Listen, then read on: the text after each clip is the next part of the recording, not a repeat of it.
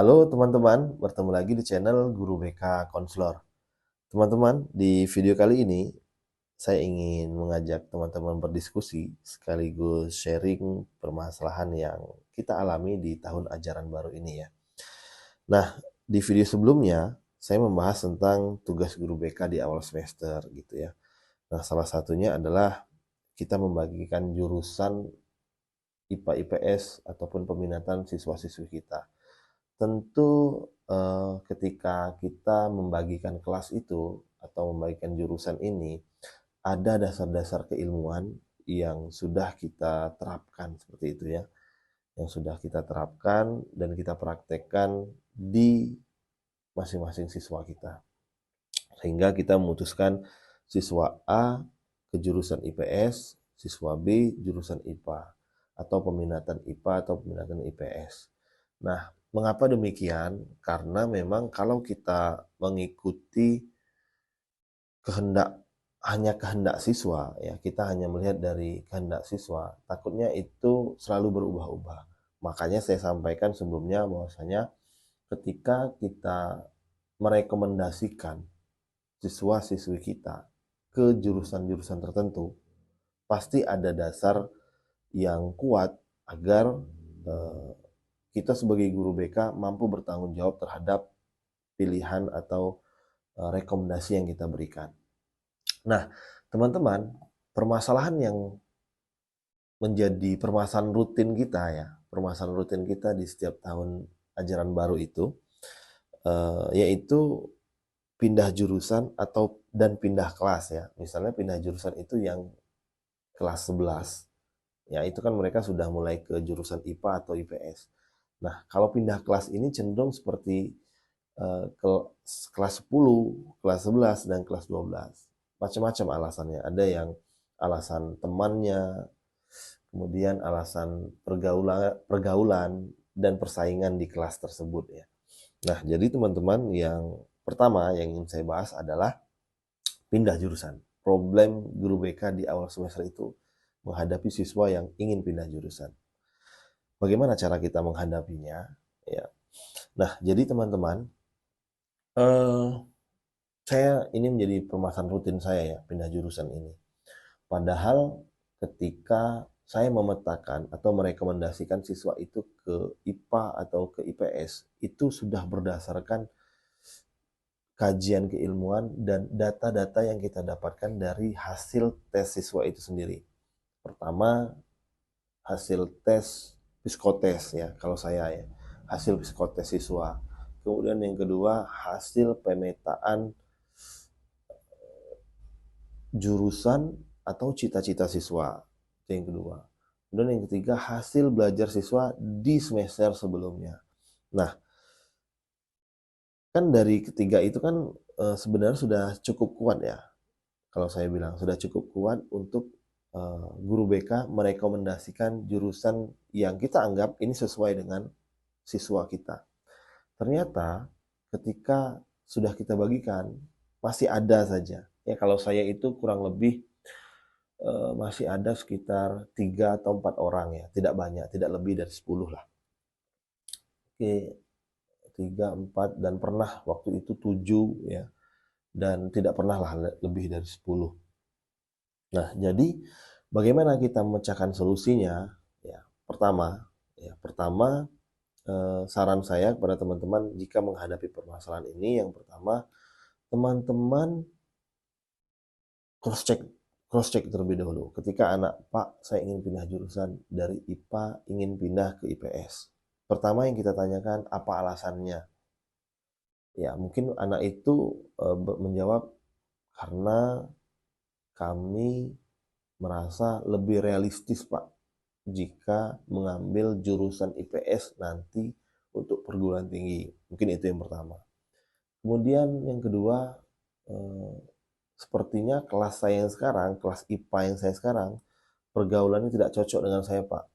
Circle saya atau lebih banyak teman-teman yang di IPS. Saya merasa lebih satu frekuensi misalnya ya, bahasa anak-anak sekarang ya. Nah, kemudian kita harus mengkonfirmasi kembali kepada anak itu. apakah itu keputusan kamu dan sudah kalian diskusikan dengan orang tua kalian? Itu tidak kalah penting, teman-teman, pertanyaan itu ya. Mengingat eh, guru BK adalah guru yang memberikan rekomendasi kepada siswa-siswi. Tentu rekomendasi ini berkenaan dengan masa depan siswa, harus selalu berdiskusi dengan orang tua. Tidak bisa kita tidak melibatkan orang tua dalam pemilihan jurusan ini. Nah, jadi tugas kita yang pertama adalah ya menanyakan atau mengkonfirmasi alasan anak itu.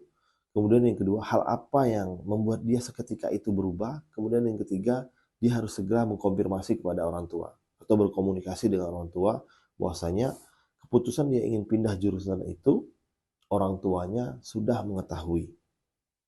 Ya, itu pesan saya ya kepada teman-teman ya. Seperti saat ini saya masih memberikan tenggat waktu ya kepada siswa untuk berpikir. Karena yang saya lihat siswa kita pindah jurusan ini karena pengaruh teman-temannya. Ya, karena teman-teman itu kadang siswa kita itu lebih merasa mudah dipengaruhi oleh teman-temannya dibandingkan dengan orang tuanya atau gurunya seperti itu.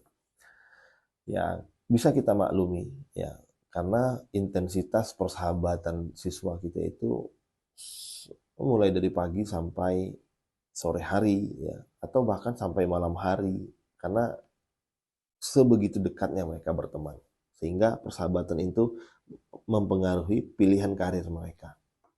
Nah, jadi teman-teman, ketika menemukan problem itu yang harus kita lakukan yang pertama ya, mengkonfirmasi, kemudian alasan yang logis ya, kemudian apakah sudah berkomunikasi dengan orang tua.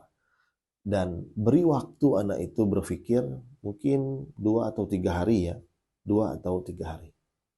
Nah, yang kedua yang perlu kita konfirmasi kembali bahwasanya ketika anak itu sudah memutuskan nih pertemuan 2 hari selanjutnya, mereka bilang, Pak, kami sudah sangat yakin dengan pilihan kami untuk pindah jurusan, entah itu ke IPA atau ke IPS ya. Nah, kalau sudah, kita buatkan surat pernyataan pada siswa bahwasanya dia pindah jurusan benar-benar keinginan dia sendiri dan dia siap bertanggung jawab terhadap keputusannya itu. Ya, dia harus bertanggung jawab. Sama seperti ketika siswa memilih jurusan, lintas jurusan ketika di pilihan jurusan di universitas ya. Nah, teman-teman, di universitas, di kurikulum Merdeka sekarang, memang tidak menjadi masalah anak teknik mau mengambil jurusan komputer, kedokteran. Misalnya anak IPS mau ngambil kedokteran, itu memang bisa. Tapi pesan dari BP3 ya, sebagai lembaga tes perguruan tinggi, pesan mereka adalah siswa itu harus bertanggung jawab terhadap pilihannya. Artinya dia sudah mengetahui konsekuensinya. Begitu juga dengan siswa kita yang pindah jurusan. Dia harus tahu konsekuensinya. Ketika di kelas 12 nanti, mereka sudah tidak bisa lagi pindah jurusan. Artinya pindah jurusan itu adalah alternatif terakhir ya, alternatif terakhir, bukan untuk coba-coba. Sekedar coba-coba, Pak, kami mau pindah karena coba dulu. Seperti itu. Bukan seperti itu ya. Karena lembaga pendidikan adalah lembaga yang memiliki dasar-dasar SOP di dalam memberikan pelayanan ya, termasuk khususnya guru BK ya, dalam memberikan rekomendasi kepada siswa mengenai jurusan. Nah, yang kedua tadi buat surat pernyataan bahwasanya dia dengan sadar ingin pindah jurusan dan diketahui oleh orang tuanya. Ya, ditandatangani orang tuanya bermaterai. Itulah sebagai pegangan guru BK dalam merekomendasikan siswa untuk pindah jurusan. Nah, selanjutnya teman-teman sekalian, pindah kelas ya. Permasalahan kedua, pindah kelas. Mungkin di jurusan yang sama, di jurusan IPA ataupun IPS. Pak, kami mau pindah dari IPA 1 ke IPA 3 misalnya. Karena kami merasa kayaknya bukan teman-teman kami yang di IPA 1 ya. Nah, teman-teman, tentu ketika kita membagikan kelas ya kepada siswa-siswi kita, tentu itu juga memiliki alasan. Ketika kita eh, memisahkan si A dan si B di kelas ini, tentu memiliki alasan. Jadi eh, kita pun memiliki alasan yang kuat ketika menjelaskan kepada siswa kita, mengapa kamu di kelas ini, kelas IPA 1, mengapa kamu di IPA 2. Nah, jadi ketika siswa itu menghadap ke ruangan BK, menceritakan permasalahannya, bahwasanya saya merasa tidak cocok, Pak, dan saya hanya sebagai apa ya, sebagai figuran di situ, gitu ya. Kita lihat fenomenanya, teman-teman. Apakah benar seperti itu? Apakah itu hanya perasaan sesaat saja? Karena kalau kita menampung, misalnya ya, kita langsung memindahkan tanpa alasan yang kuat, yang ditakutkan itu semuanya ingin pindah. Ya, nanti kita yang kesulitan. Jadi pertama yang saya tekankan kepada teman-teman di dalam pembagian jurusan nanti, pembagian jurusan itu dan pembagian kelas itu harus memiliki dasar yang kuat. Sehingga ketika ada anak-anak kita yang protes, kita pun memiliki jawaban yang tepat, yang masuk akal, dan melalui dasar-dasar keilmuan yang kita miliki. Baiklah teman-teman, itulah problem-problem guru BK yang guru BK hadapi di awal tahun ajaran, sehingga guru BK itu riuh sekali di awal tahun ajaran. Semoga apa yang saya sampaikan ini bermanfaat, dan mari kita berdiskusi, baik itu di kolom komentar YouTube maupun di grup saya kiri. Billahi taufiq wal hidayah. Wassalamualaikum warahmatullahi wabarakatuh.